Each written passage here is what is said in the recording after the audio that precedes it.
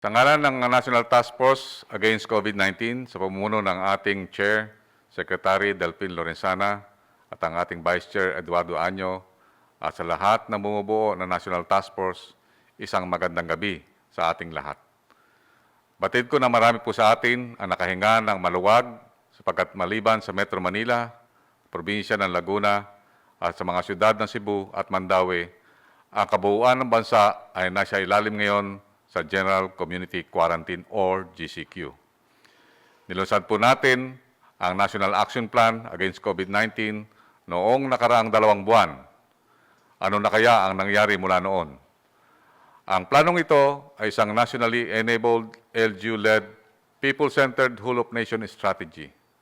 Ang ibig po sabihin nito, ang pamahalaang nasyonal, nagmula ang mga plano, ngunit ang pagpapatupad nito ay pinamumunahan ng local government units, isang estratiya na mas epektibo na tutugon ayon sa sitwasyon sa mga komunidad. Ang National Action Plan ay nakaangkla sa konseptong T3 na ang ibig sabihin ay test, trace, and treat.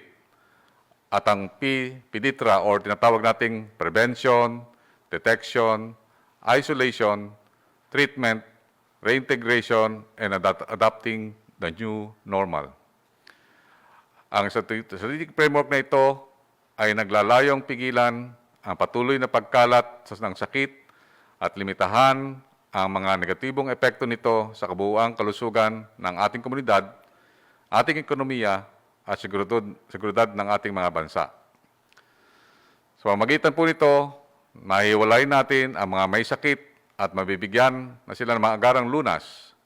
Napakahalaga ang mga nagawa po natin ito sapagkat ang ating kalaban ay hindi nakikita, ngunit napakalaki ng pinsalang na idulot nito lalo na sa ating ekonomiya. 2 buwan mula nung pinatupad ng ating Enhanced Community Quarantine, nasaan na po nga ba tayo ngayon? Mga minamahal naming mga kababayan, ilugod ko pong ibalita sa ating ang patuloy na paglaban sa pandemyang ito, tayo po ay nagtatagumpay sa pagsugpo nito. Makikita po ninyo sa ating graph na tayo po on average ay nakapagtatala ng 250 bagong kaso sa bawat 11,500 na test na isinasagawa natin sa araw na ito. Ibig sabihin po, hindi po ganong tumataas kahit na tumataas na po yung ating tinatawag na testing capability from 1,300 na ngayon ay 11,000 na. Noong Marso at Abril, ang ating mga positibong kaso ay umaabot hanggang 13 to 20%. Ngunit, ikukumpara natin sa datos ngayong araw, bumababa po ang tinatawag nating positivity sa 8% bilang ng mga bagong kaso. Ang pinakamalakas na kapasidad natin ay dahil sa pag-accredit natin sa 30 na mga laboratorio sa buong bansa. Sinisikap na po na nating madagdagan ang mga bilang na ito dahil marami po tayong ngayong mga accreditation teams from 3 to 8 teams. Sa bilang ng mga accredited na laboratorio ito, 21 sa mga ito ay natatagpuan sa National Capital Region. 6 sa ibang bahagi ng Luzon, 7 sa Visayas, at 5 naman sa Mindanao. Noong mga panahon ito, iisa lang po sa Visayas at iisa lang rin po sa Mindanao at dadalawa rito sa Luzon. Ngayon, marami na po. Inaasahan po natin na mas lalo pang magpapalakas ang ating kapasidad sa pagtetest pag natapos na ang proseso ng accreditation na karagdagang 119 na applicant pang mga laboratorio sa buong bansa. At mayroon po tayo na 89 na nasa advanced stage na po, nasa stage 3 at stage 4. Ibig sabihin po nito, mga 1 linggo at 2 linggo ay pwede na po ang accreditation na proficiency test na po nito.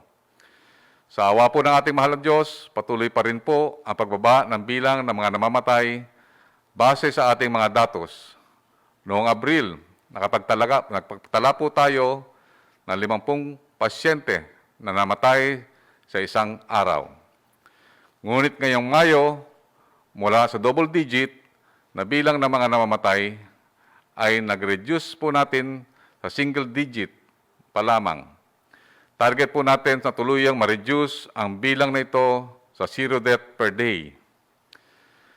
Patuloy din pong tumataas ang bilang ng ating mga na-recover na mga pasyente kumpara noong Marso at umabot na lamang sa 2. Yung mga nakaka-recover po sa ating mga ospital. Ang pinakamataas na bilang ng ating mga gumagaling na pasyente ay naitala natin noong Mayo 13 na umabot sa 145 sa isang araw.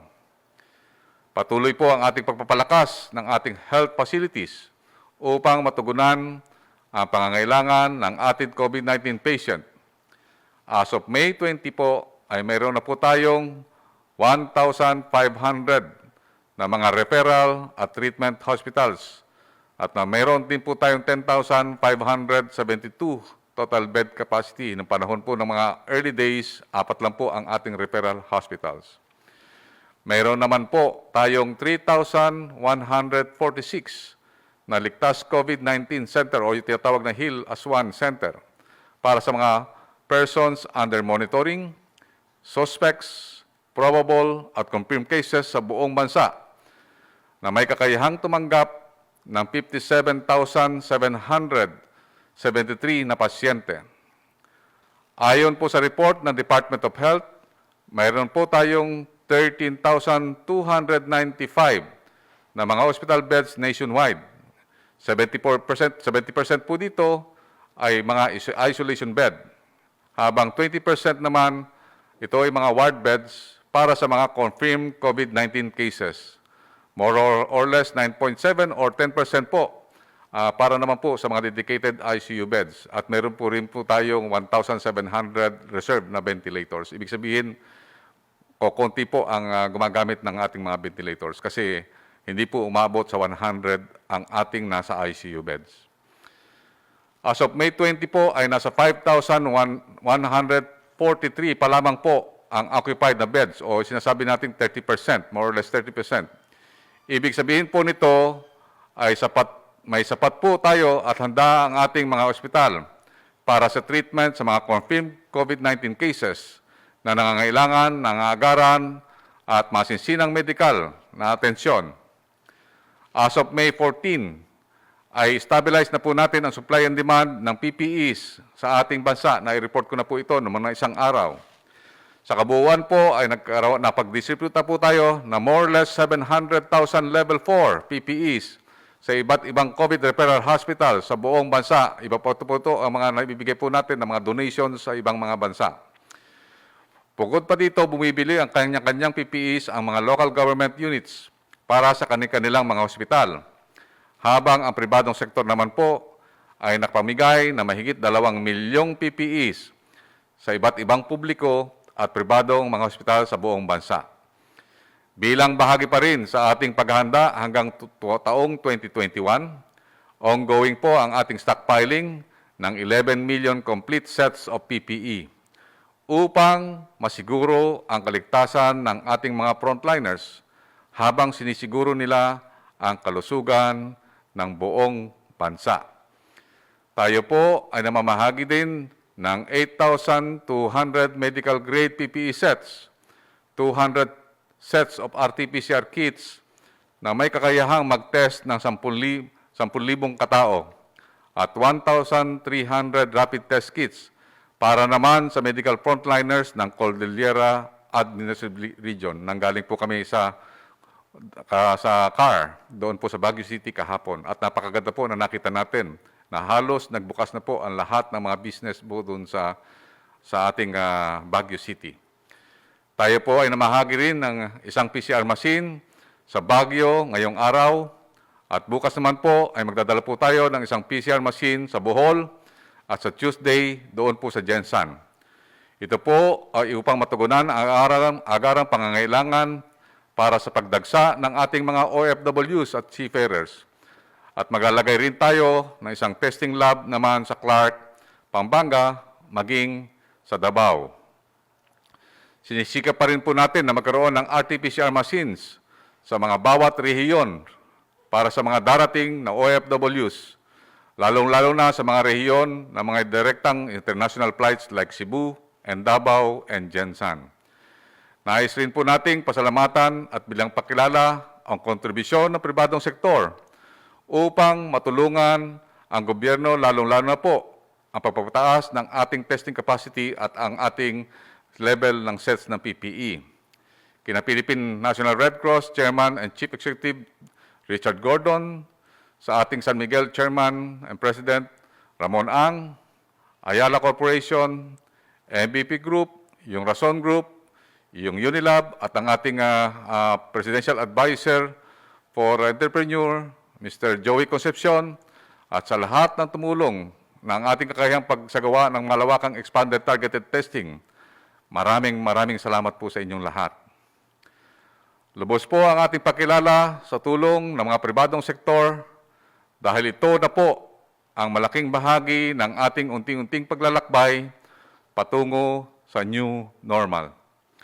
Nais po nating tumaas din ang kapasidad ng ating mga pribadong sektor upang magsagawa ng testing. Ito po ay mutual and symbiotic arrangement kung saan marami-rami rin sa mga ospital sa buong bansa ay pinapatakbo ng ating mga pribadong kumpanya.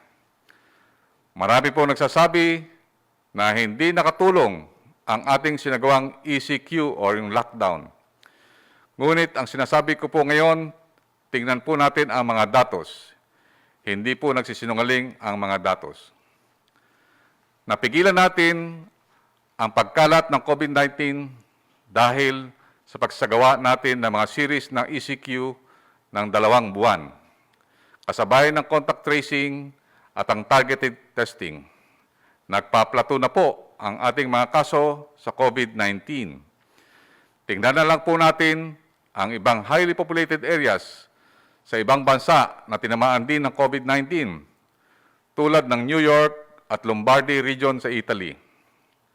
Ang NCR po ay may 16.5 million na populasyon or 17 million at mayroong lamang 942 deaths. Kumpara sa Lombardy, Italy, na may 10 million lamang na populasyon, ngunit ang kanilang deaths ay umabot sa 32,330. Ang New York State naman po, na nasa 19 million, mahigit ang populasyon na mahigit na 61,000 na po ang kanilang mga naitalang mga deaths. At nakikita po natin, patuloy pa rin po ang US, libo-libo po ang namamatay po sa kanila. Bagamat masasabi po natin na maging epektibo ang programa ng ating bansa sa COVID-19, hindi po tayo pwedeng magkumpiyansa. Disiplina pa rin ang ating kailangan dahil may responsibilidad po tayo, hindi lamang po sa ating mga sarili, kundi sa ating mga pamilya at sa ibang mga kasamahan po natin na nakapagpaligid po sa atin at sa ating bansa. Ang pamahalaan ay lubos nagpapasalamat sa mga LGUs sa patuloy nilang kooperasyon at pakikiisa kasama na ang mga pribadong sektor dahil ang inyong napakalaking tulong upang mapalakas ang testing capacity sa bansa ay nagpapatunay ng inyong kagalingan at kakayahan para magsama po tayo dito sa ating hinaharap na COVID-19. Wala pong imposible kung tayo ay magsama-sama at magbabayanihan. Muli po, nagpapasalamat ako sa ating mga frontliners, mga doktor, nurses at iba pang healthcare workers sa kanilang pagsakripisyo sa harap ng panganib nilang sa kalusugan upang makapangalagaan ang ating mga may sakit. Ang maging maayos na healthcare system ngayon ay resulta ng pagtulungan ng lahat ng mga ahensiya, ang pamahalaan sa pamamagitan ng IATF na pinamumunuan ng ating magaling na Health Secretary Francisco Duque. Ang pamunuan ng NTF at mga kawani nito ay labis na sumusuporta sa Department of Health, lalo na kay Secretary Duque. Muli, saludo po kami sa ating mga doktor at nurses at sa lahat ng ating mga frontliners, sa ating armed forces at saka sa ating PNP, sa Coast Guard at ang lahat ng mga security elements. Tapang, malasakit, bayanihan. Together, we will heal as one. Maraming salamat po at mabuhay po tayong lahat. We can fight COVID, knock out COVID.